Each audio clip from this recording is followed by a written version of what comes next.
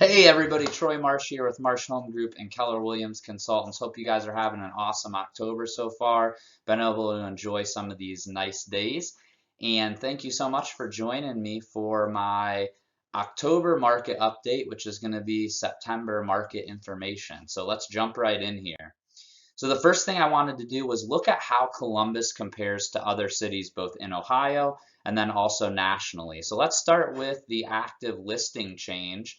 And the active listing change is basically telling you what the difference is between the number of listings on the market today compared to last September. You can see Austin was up 123%, but if we look at the Ohio cities, we see Cincinnati at -12, Cleveland at +6, and then Columbus at +10. But you can see these other western and also southern cities really getting a lot more inventory when we look at year over year. When we look at days on market, you see a lot of the same thing. You see Columbus kind of winning the day here with that. And then the number of properties on the market that are having price reductions. You can see those western and southern cities reducing much more in terms of the number on the market that are having that reduction than the ones in Ohio, including Columbus.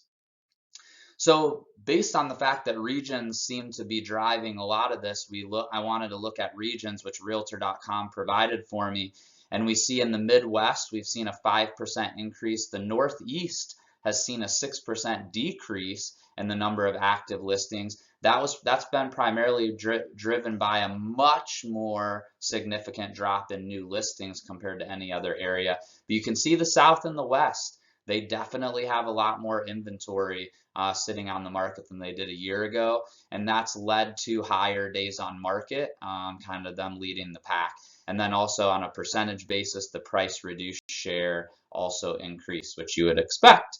And then we look at past numbers in Central Ohio. So this is September this year compared to September in other years. And the moral of this story is that when we take out 2020 and 2021, and this is only talking about September, this isn't an entire year conversation compared to September of this year, we see that those are kind of the anomalies. If we look at average sales price, days on market, which actually is lower now than every other year except for last year. But even looking at months of inventory, still one of the best Septembers we've had if we take out those two. New listings, that's where we're really getting hurt. Even though if you look to the next column on solds, those have dropped substantially compared to the last 2 years. Really, they haven't dropped that much more than the drop in new listings, which means still the same percentage of properties on the market are selling. We're just not getting as many new ones, and therefore we're not seeing as many sold. So we'll see if that trend continues.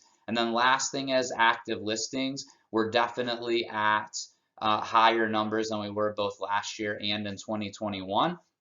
But if we look back historically, even as recently as 2019, we were at about 1,500 more listings, which would be almost a 50% increase from where we are now on the market in September during 2019, 18, and 17. Now, if we start to see that active listing count continue to rise and get at or above where we were in those years, then I think there's probably a little bit more to it. So that's something we'll be keeping an eye on for sure.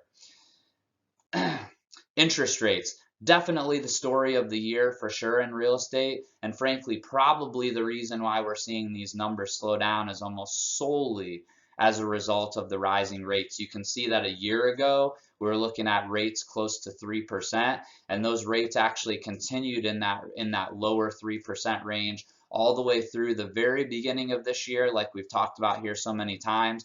And then now we're actually holding pretty steady in the low sevens for a 30-year fixed conventional mortgage. So pretty drastic change. Obviously, that makes a pretty big change in your monthly payment as well.